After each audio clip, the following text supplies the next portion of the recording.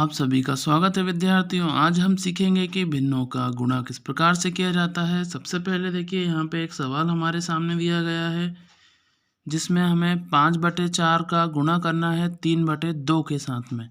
तो आप ये ध्यान रखें, भिन्नों का गुणा करते समय अंश यानी कि बटे के ऊपर वाली संख्या का गुणा अंश के साथ में किया जाता है। इसी प्रकार से हर यानी बटे के चिन्ह के नीचे वाली संख्या का गुणा नीचे वाली संख्या के साथ में किया जाता है। तो हम इन संख्याओं को लिख लेते हैं। अंश का गुणा करेंगे अंश के साथ में, हर का गुणा करेंगे हर के साथ में। 3 का पहाड़ा 5 बार पढ़ लीजिए या 5 का पहाड़ा 3 बार पढ़ लीजिए तो यहाँ आएगा 3 पंजे 15, 2 इसी प्रकार से 2 चौक 8, तो 15/8 ये आ गया है हमारा गुणनफल। अगला सवाल देखें हम।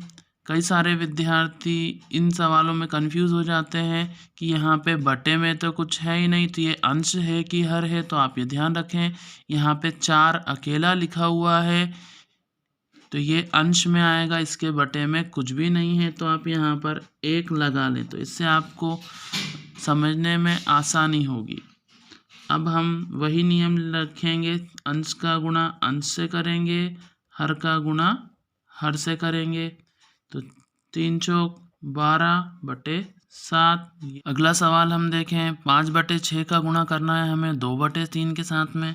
तो इनको हम अंश को अंश के साथ में और हर को हर के साथ में लिख लेंगे। अंश और हर में समान संख्या है तो उस संख्या को भाग देकर हमें छोटा कर देना है। जैसे आप देखें यहाँ पे 2 है और 2 के पहाड़े में 6 भी आता है तो यहाँ भाग जा सकता है।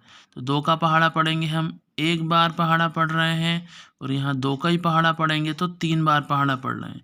तो अब यहाँ पे आप देखें हमें 5 लिखना है, अब की जगह हम 1 लिखेंगे और नीचे 6 के स्थान पे हमें 3 लिखना है। अब देखें तो एक ही पहाड़े में आने वाली संख्या ऊपर और नीचे नहीं है तो हम गुणा कर सकते हैं। तो हम 5 का 1 बार पहाड़ा पढ़ लेते हैं, 5 एकम 5 और 3 तिया 9। ये संख्या जो है 5/9 हमारा उत्तर है। अगले सवाल में हम इसी प्रकार से संख्याओं को लिखेंगे, अंश और अंश को साथ में लिख लें, हर और हर को साथ में लिख लें। यहाँ पे भी आप देखें 3 और 12 एक ही पहाड़े में आते हैं तो हमें इन्हें काटना होगा या भाग देना होगा। हम छोटी संख्या का पहाड़ा पढ़ेंगे, 3 एकम 3, 3 के पहाड़े में 3 एक बार में आता है। अब 3 के पहाड़े में 12 4 बार में आता है।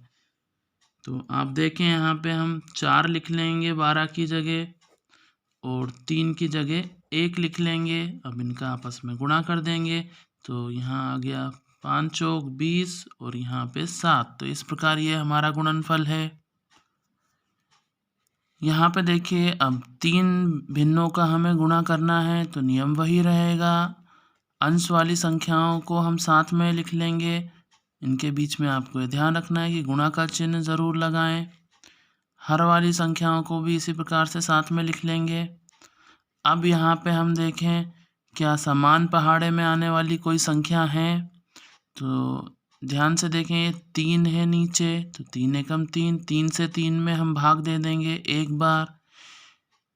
इसके अलावा आप देखें ये 2 है, 2 एकम 2, 2 से भाग देंगे और ऊपर 2 से भाग देंगे तो 3 बार जा रहा है।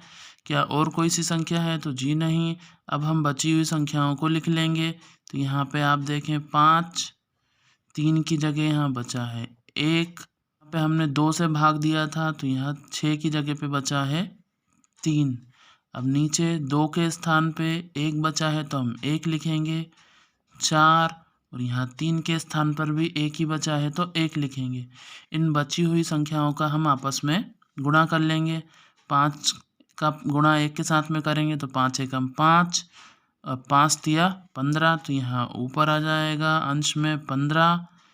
अब यहाँ नीचे गुणा करेंगे तो 4 का गुणा 1 के साथ में करेंगे तो 4 और फिर 4 का गुणा 1 के साथ में करेंगे तो 4।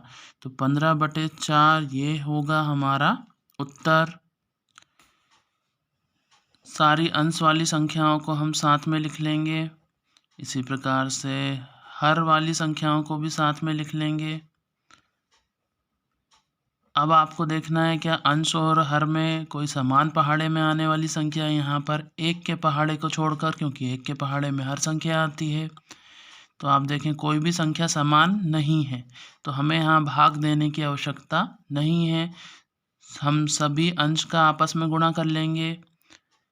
7 तिया 21 और 21 एकम 21। इसी प्रकार से 4 पंजे 20 और 20 दूना 40। तो ये हमारा उत्तर आ गया है। यहाँ पर हमने 3 भिन्नों का आपस में गुणा करा था। इसी प्रकार से 3 से अधिक भिन्नों का भी हम आपस में गुणा कर सकते हैं। मुझे उम्मीद है विद्यार्थियों, ये सवाल जो आज हमने करे हैं आपको समझ में आए होंगे। अगर ये सवाल आपको समझ में आए हैं तो चैनल को सब्सक्राइब करें, वीडियो को लाइक करें। वीडियो देखने के लिए आप सभी का धन्यवाद।